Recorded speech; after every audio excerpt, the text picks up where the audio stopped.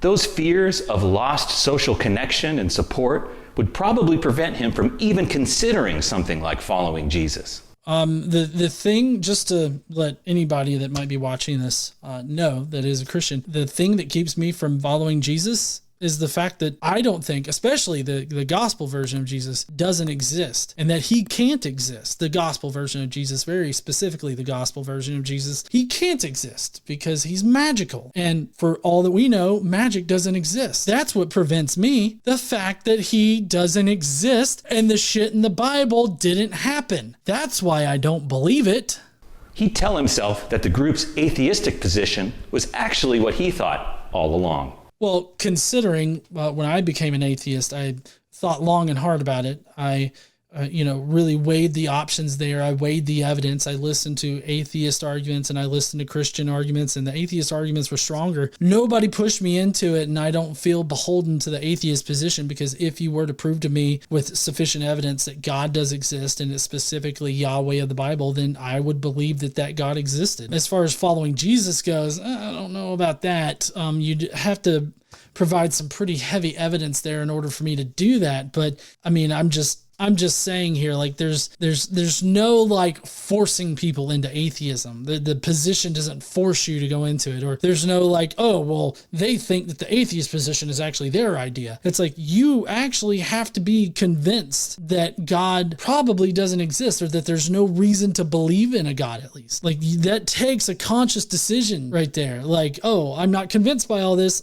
so I probably shouldn't believe. Like, that is literally using your own cognitive abilities to come to a conclusion based on the evidence. What more can you ask for? And I don't mean this as if to say atheists are the only ones capable of this. If you are a Christian and you've thoughtfully weighed out the options and the arguments, and you have come out on the side of believing in Jesus and in Christianity, that's fine. You have employed the same kind of thought process there that I have. And I'm perfectly fine with you coming to that conclusion. And I don't have, like, I'm not going to sit there and dog you, shit on you, or anything like that, or try to characterize you in a negative way. But if you start trying to tell me, well, you should really become a Christian because you're an immoral fuck if you don't, then I'm going to have problems with you. Like, that's where the problems start in.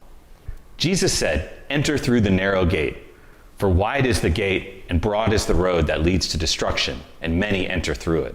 But small is the gate and narrow the road that leads to life, and only a few find it."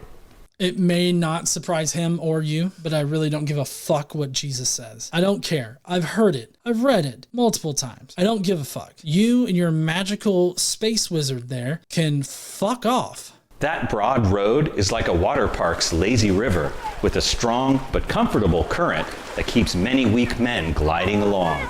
What's wrong with the lazy river? Lazy rivers are fucking relaxing and fun as shit. You're trying to tell me this motherfucker right here won't get in a lazy river because he doesn't have to struggle with it? If you gotta be in a lazy river and struggle with it, swim in the opposite direction, you shit, and you can still enjoy it. Or better yet, go to the fucking Olympic pool and do whatever kind of fucking gymnastics you can do with a 2x4 sticking out of your ass. I'm sorry, I'm really perturbed by the shitting on the lazy river. The lazy river is just really relaxing and enjoyable, and I don't know why anybody has to use it as a pejorative for weak people to their destruction. So if you're too weak to assemble that IKEA bed, you're probably also too weak to have a thought that goes against the herd.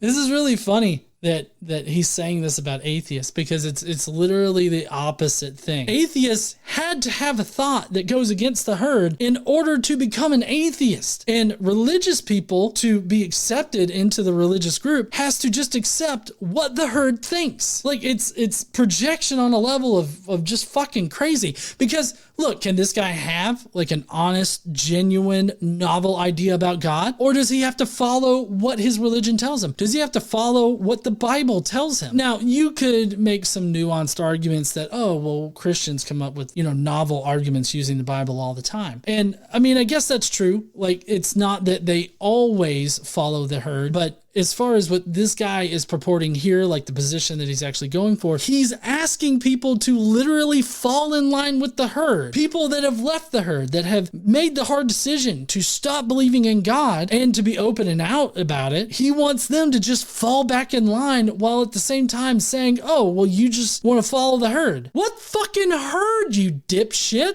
Many guys just wimp out and adjust their thinking to match the group, instead of doing the harder thing, which is to claw their way out of weakness into a position of physical and mental strength.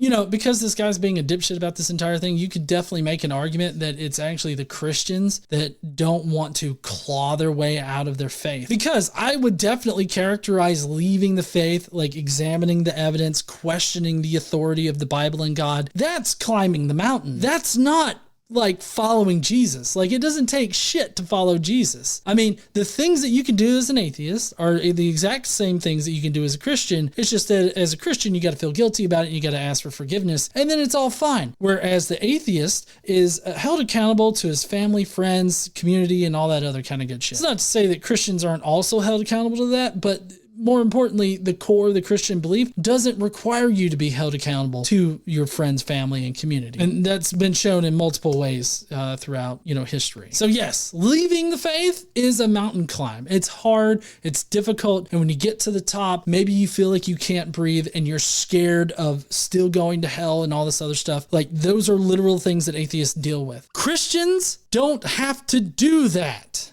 So don't wimp out. Get stronger. Get under the barbell.